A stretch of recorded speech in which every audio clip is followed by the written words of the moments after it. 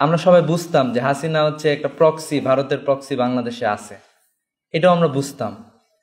আমরা মনে করতাম যে আসলে মনে হয় যে তরুণ সমাজ মাস স্কেলে মনে হয় এটা জানে না, আমরা এটা মনে করতাম অনেক সময়। কিন্তু 24 আসলে আমাদের চোখে আঙুল দিয়ে দেখাইছে যে ধরনের ফ্রেম তারা তৈরি করেছিল, আমাদেরকে যেটার চর্চা করতে বাধ্য করেছিল, সে ফ্রেম ভেঙে দেবো ইনশাল্লাহ 24-এর বাংলাদেশে।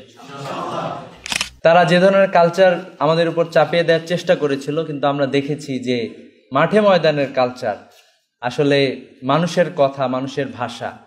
আবারও কবি নজরুল আমাদের এখানে জনপ্রিয়তা অর্জন করেছেন। যারা মূলত লড়াই করেছিল সাম্রাজ্যবাদী শক্তির বিরুদ্ধে, তাদের ভাষাগুলো আবারও আমাদের কাছে জনপ্রিয় হয়ে গেছে।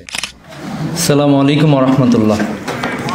আসলে আসছিলাম শুনতে, তো যাক আলহামদুলিল্লাহ, নতুন বাংলাদেশ 24 নতুন বাংলাদেশ বিনির্মাণের ক্ষেত্রে আমাদের কাজ করার সুযোগ দিয়েছে। তো ইতিহাসের পাঠটা আসলে আমাদের জন্য খুব বেশি জরুরি। তো এজন্য গতানুগতিক ইতিহাসের বাইরে ভিন্ন ধারার লেখা, যেটার সাথে আমাদের অধিকাংশ মানুষ পরিচিত না, আমাদের এই দেশের এই জনপদে সবাই হচ্ছে বিকৃত ইতিহাস, এটাই আমাদের সামনে হাজির হয়েছে এবং এটাই বারবার আমরা আসলে ওই বিকৃত ইতিহাসেই পড়ছি। তো এই জায়গাটা থেকে কায়কাউস সাহেব চমৎকারভাবে তার বই নিয়ে এসেছেন এবং আমি মনে করি যে 24-এর বিপ্লবের ফলে আসলে এভাবে বইয়ের মরুক উন্মোচন ঢাকা বিশ্ববিদ্যালয়ের এ ধরনের একটি হলে করতে পারছি আমরা, এই জন্য আল্লাহর দরবারে শুকরিয়া আদায় করছি আলহামদুলিল্লাহ।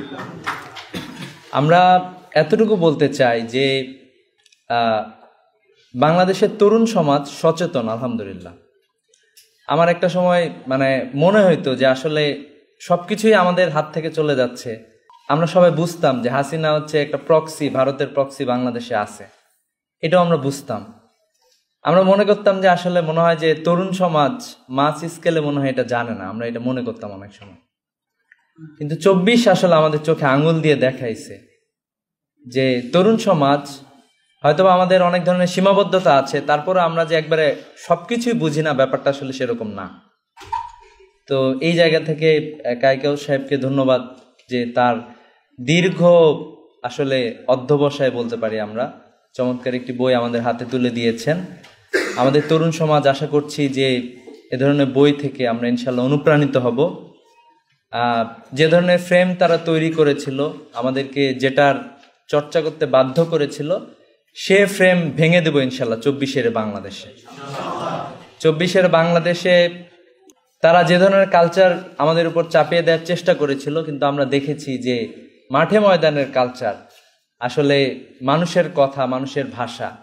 আবারও কবি নজরুল আমাদের এখানে জনপ্রিয়তা অর্জন করেছেন, ঠিক আছে। আন্দোলনের মাঠে প্রত্যেকটা জায়গায় যারা মূলত আমাদের 190 বছরের ইতিহাসের যে লম্বা যাত্রা, এই যাত্রায় যারা মূলত লড়াই করেছিল সাম্রাজ্যবাদী শক্তির বিরুদ্ধে, তাদের ভাষাগুলো আবারও আমাদের কাছে জনপ্রিয় হয়ে গেছে। এই 24-এর আন্দোলন কিন্তু আমরা এটা দেখেছি। 24 আসলে নতুন একটা যাত্রা বলতে পারি এবং আমি প্রত্যাশা রাখি যে আমরা যে যেখানে আছি, যার জায়গাতে আছি, প্রত্যেকটা জায়গাতে আসলে আমাদের কিছু করার সুযোগটা 24-এর আগে যেরকম ছিল, 24-এর পরবর্তীতে এই সুযোগটা অনেক বেশি বৃদ্ধি পাইছে। তো এই জন্য এই জায়গায় যারা আছেন সবই বোদ্ধা এবং বিচক্ষণ মানুষজন, আমরা আপনাদের নিকট থেকে প্রত্যাশা রাখি নতুন যে বাংলাদেশ আমরা বিনির্মাণ করতে চাই, আমরা সবাই ইনশাল্লাহ এটাতে কন্ট্রিবিউট করবো, সে প্রত্যাশা রেখে শেষ করছি। আসসালামু আলাইকুম ওয়া রাহমাতুল্লাহ।